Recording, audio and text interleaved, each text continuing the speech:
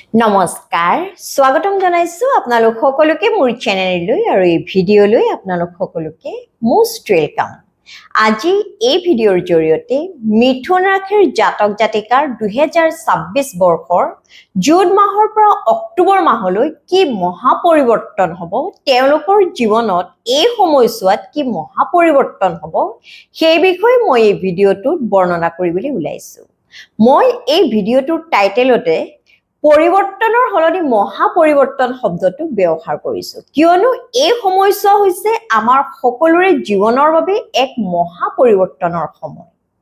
গুৰু বৃহস্পতি যাক গ্ৰহসমূহৰ মাজত সবাতোকৈ শুভ গ্ৰহ বুলি ধৰা হয় সবাতোকৈ শক্তিশালী গ্ৰহ বুলি ধৰা হয় সেই গুৰু বৃহস্পতি সুদীৰ্ঘ 12 বছৰ মূৰত উচ্চ ৰাখিলৈ 2026 বৰ্ষৰ 2 জুনৰ দিনা অৱস্থান কৰিব লগতে গুৰু বৃহস্পতি 2 জুনৰ পৰা 31 অক্টোবৰ 2026 লৈ উচ্চ ৰাখিতে সম্পূৰ্ণ মাৰ্গী অৱস্থাত লগতে উদিত হৈ অৱস্থান কৰিব গতিকে এই 5 মাহ সময়ছোৱা ক'বলৈ গ'লে আমাৰ বাবে অতি গুৰুত্বপূৰ্ণ সময় কিয়নো গুৰু বৃহস্পতি হৈছে আমাৰ জীৱনৰ সকলো সুখ শান্তিৰ এক প্ৰধান কাৰক গ্ৰহ গুৰু বৃহস্পতি হৈছে আমাৰ ধনৰ কাৰক গ্ৰহ আমাৰ ভাগ্যৰ কাৰক গ্ৰহ বিবাহৰ কাৰক গ্ৰহ সন্তানৰ কাৰক গ্ৰহ আৰু আমাৰ জ্ঞান অৰ্থাৎ নলেজৰ কাৰক গ্ৰহ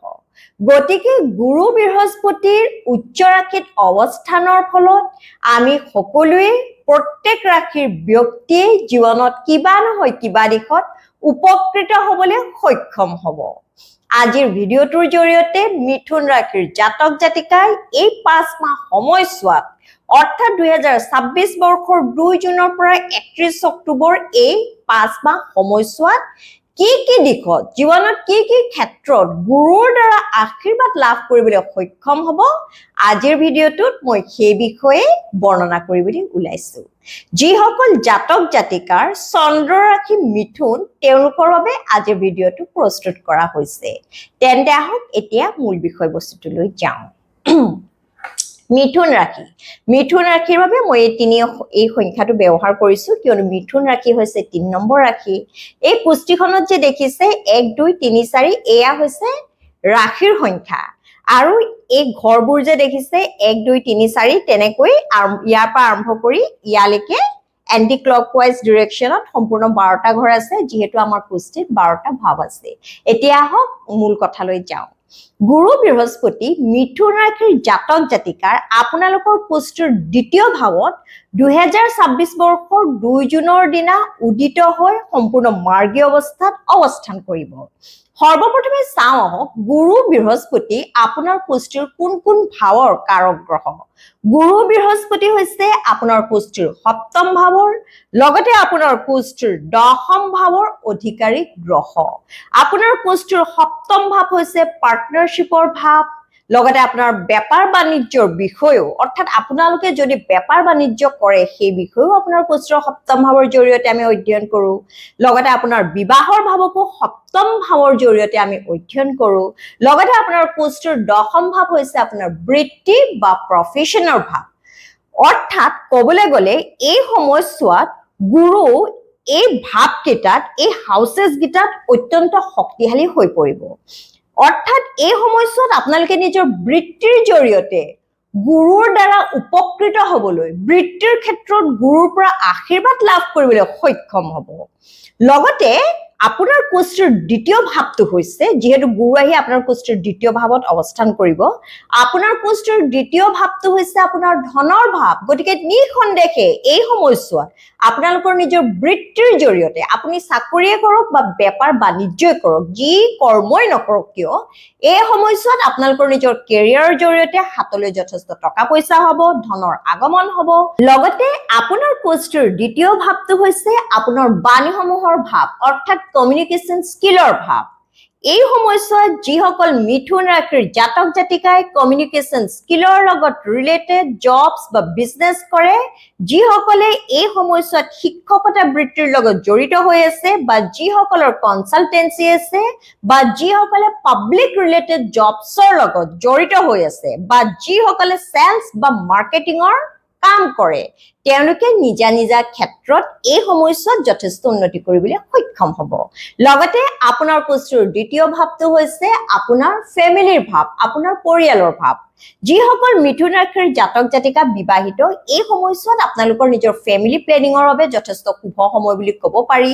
এই সময়ছোৱাত আপোনালোকৰ ঘৰত বা পৰিয়ালত হয়তো কিবা সুখবৰ আহিব পাৰে নতুবা এই সময়ছোৱাত আপোনালোকৰ সন্তান লাভৰ সপোনো হয়তো পূৰণ হ'ব পাৰে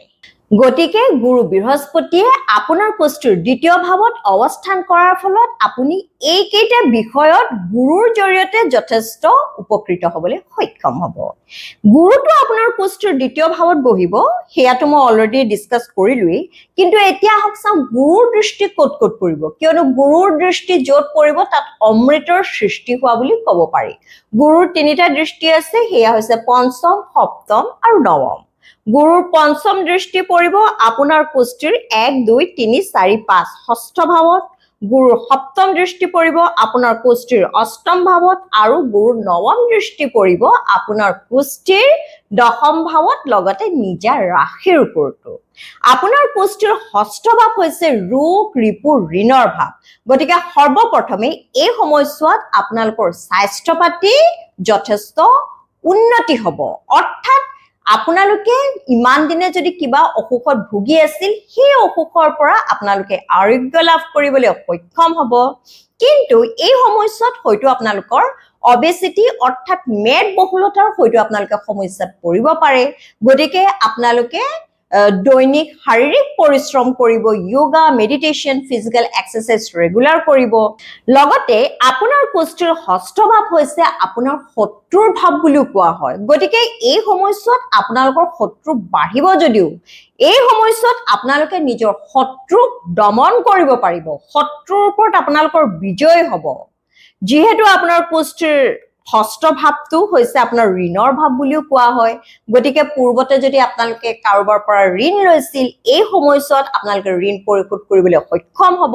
নতুবা এই সময়ছোৱাত আপোনালোকে বেংকৰ পৰা যদি লোনছ এপ্লাই কৰে সেই লোনছো স্যাংচন হ'ব গতিকে গুৰুৰ ষষ্ঠ ভাৱত দৃষ্টি পৰাৰ ফলত আপোনালোকে এইকেইটা বিষয়ত উন্নতি কৰিবলৈ গুৰুৰ আশীৰ্বাদ লাভ কৰিবলৈ সক্ষম হ'ব আৰু এটা গুৰুত্বপূৰ্ণ কথা আপোনাৰ কুষ্টিৰ ষষ্ঠ ভাৱ হৈছে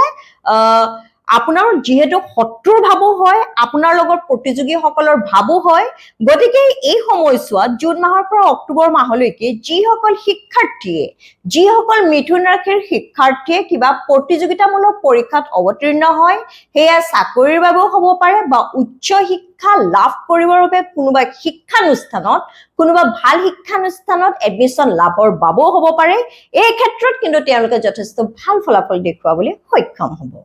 লগতে গুৰুৰ সপ্তম দৃষ্টি আপোনাৰ কুষ্টিৰ অষ্টম ভাৱত পৰিব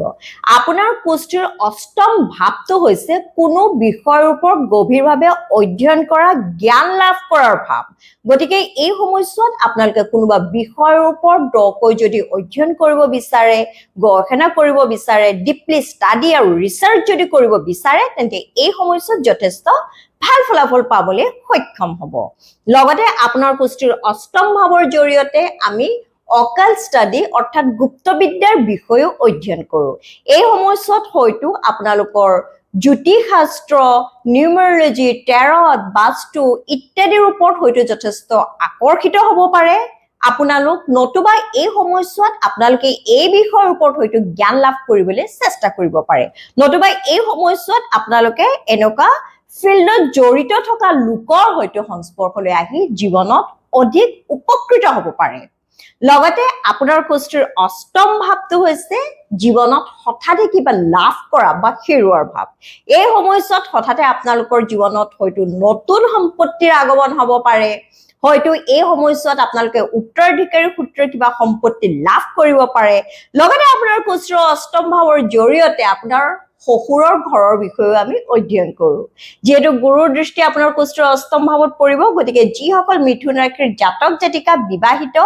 এই সময়ছোৱাত আপোনালোকৰ নিজৰ শহুৰৰ ঘৰৰ নিজৰ শহুৰৰ পৰিয়ালৰ লোকৰ লগত এক সুসম্পৰ্ক স্থাপন হ'ব লগতে গুৰু বৃহস্পতিৰ নৱম দৃষ্টি আপোনাৰ পুষ্টিৰ দশম ভাৱৰ ওপৰত লগতে নিজা ৰাশিৰ ওপৰত পৰিব গতিকে এই সময়ছোৱাত আপোনালোকে নিজৰ প্ৰফেশনৰ ক্ষেত্ৰত নিজৰ বৃত্তিৰ ক্ষেত্ৰত অধিক উন্নতি কৰিবলৈ সক্ষম হ'ব বহুতো মিথুন ৰাশিৰ জাতক জাতিকাই হয়তো জুন মাহৰ পৰা অক্টোবৰ মাহলৈকে নতুনকৈ চাকৰি বা চৰকাৰী চাকৰি লাভ কৰিবলৈ সক্ষম হ'ব পাৰে নতুবা এই সময়ছোৱাত চাকৰিৰ ক্ষেত্ৰত আপোনাৰ প্ৰমোচন অথবা ইনক্ৰিমেন্ট হ'ব পাৰে লগতে বেপাৰ বাণিজ্যৰ ক্ষেত্ৰতো এই সময়ছোৱাত আপোনালোকে নিজৰ বেপাৰ বাণিজ্য আৰু বহল কৰিব পাৰে এক্সটেন্ড কৰিব পাৰে হয়তো এই সময়ছোৱাত আপোনালোকে ফৰেনৰ প্ৰডাক্টছৰ ওপৰতো নিজৰ বেপাৰ বাণিজ্য এক্সটেন্ড কৰাৰ কথা চিন্তা কৰিব পাৰে লগতে বেপাৰ বাণিজ্যৰ জৰিয়তে এই সময়ছোৱাত আপোনালোকৰ হাতলৈ অধিক টকা পইচা আগমন হ'ব পাৰে কেৱল আপোনাৰ ওপৰত নিৰ্ভৰ কৰিব যে এই সময়ছোৱা আপোনালোকে কিমান সৎ ব্যৱহাৰ কৰে এই সময়ছোৱাত আপোনালোকে মনৰ পৰা এলাহ ভাৱ ত্যাগ কৰি যদি কঠোৰ পৰিশ্ৰম কৰে নিজৰ প্ৰচেষ্টাত যদি একো কৃপণালি নকৰে নিজে যদি যথেষ্ট নিজৰ ফালৰ পৰা প্ৰচেষ্টা আগবঢ়ায় তেন্তে নিশ্চয় আপোনালোকে 100% ভাল ফলাফল লাভ কৰিবলৈ সক্ষম হ'ব তেন্তে মোৰ প্ৰিয় ভিউৱাৰ্ছ এয়া হ'ল মিথুন ৰাশিৰ জাতক জাতিকাই জুন মাহৰ পৰা অক্টোবৰ মাহলৈকে গুৰু বৃহস্পতিৰ জৰিয়তে কি দিশত জীৱনত কি বিষয়ত উপকৃত হ'ব তাৰ এক থুলমূল ধাৰণা লগতে প্ৰতিকাৰ হিচাপে এই সময়ছোৱাত আপোনালোকে সদায় গায়ত্ৰী মন্ত্ৰ জপ কৰিব পুৱা গধূলি হনুমান চালিসা পাঠ কৰিব লগতে বুধৰ বীজ মন্ত্ৰ ওম ব্ৰাং ব্ৰীং ব্ৰং শ বুদ্ধায় নমঃ এই মন্ত্ৰফাকি 108 বাৰ জপ কৰিব লগতে সূৰ্য উদয় হোৱাৰ সময়ত সূৰ্যৰ ফালে চাই জল অৰ্পণ কৰিব তামৰ পাত্ৰৰে লগতে এটা কথা কিন্তু আপোনালোকে নাপাহৰিব মিথুন ৰাশিৰ জাতক জাতিকাই এই সময়ছোৱাত প্ৰত্যেক বুধবাৰে গো মাতাক পেট ভৰাই সেউজীয়া ঘাঁহ বন খুৱাবলৈ চেষ্টা কৰিব তেতিয়া চাব এই সময়ছোৱাত আপোনালোকে গুৰুৰ আশীৰ্বাদৰ জৰিয়তে জীৱনত বিভিন্ন ক্ষেত্ৰত উপকৃত হ'বলৈ সক্ষম হ'ব তেন্তে আজিৰ ভিডিঅটো ইমানতে সামৰিলো আশা কৰো এই সময়ছোৱাত আপোনালোকে গুৰু বৃহস্পতিৰ পৰা নিজৰ জীৱনত বিভিন্ন ক্ষেত্ৰত আশীৰ্বাদ লাভ কৰিবলৈ সক্ষম হওক আপোনালোকৰ মনৰ আশাসমূহ পূৰণ হওক আজিলৈ আহিছো সকলোৱে সুস্থ থাকক লগতে সদায় হাঁহি থাকক জয় শ্ৰী ৰাম জয় বজৰংবলী